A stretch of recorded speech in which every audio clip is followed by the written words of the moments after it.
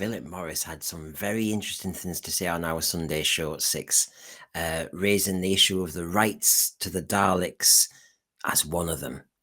What he said shocked me and caught me by surprise, I'll be frank. I will remind you all now, before you hear what he says, that in the November 2023 documentary, RTD, Doctor Who and Me, Russell T Davies said rumours of the Daleks with spidery legs and any other kind of advancements like that was mooted by various, talk, would turn it into a robot. He criticised any major changes to the Daleks as turning them into robots. We do, of course, know he is happy to turn Davros into an uninjured walk-in villain. See what Philip says to our panel and then consider Russell Davies' comments about the Daleks and Davros. Lots to ponder. Please click that like and subscribe button. Well, just to address, I can address one of those, the Terry Nation estate. As far as I'm aware now, the Daleks are 100% owned by the BBC. Really? Oh, really? Oh, okay. Yeah. As far as I'm aware, the Daleks are now 100% owned by the BBC now, by worldwide. Gosh. Is that indefinite? I mean, because I know that I thought they had...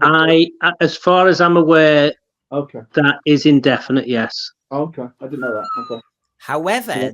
I don't... They're not public domain. Sorry? Philip. They're not public domain. No, they're not public domain because the BBC already owned a certain portion of the Daleks. And so believe that, negotiations were done.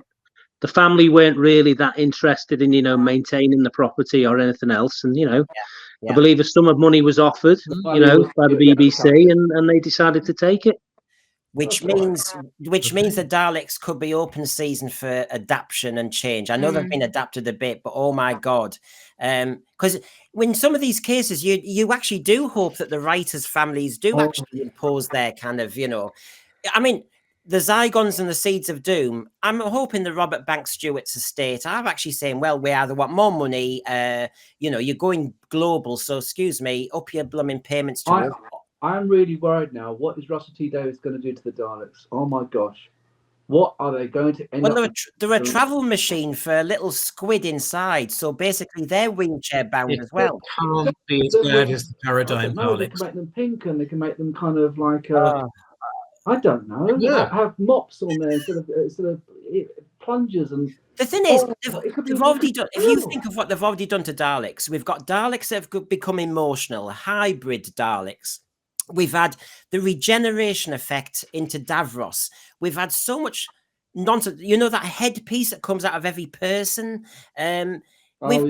It's just become gobbledygook, and that's partly Stephen Moffat as well. I have to say, they need to go back to basics. I have to say, one Dalek in a dark corridor scares anybody. You do not need to do a million Daleks and then at the end just make them into. Well, when they brought that with the episode Dalek in 2005, that's a fantastic episode. Yeah. Yes, it was a good episode. That addressed a lot. That addressed a lot of the things that the ordinary folk were thinking about the character. It can't go up the stairs and all these sorts of things. And it was interesting. It was a good start, I thought. Very good story. Very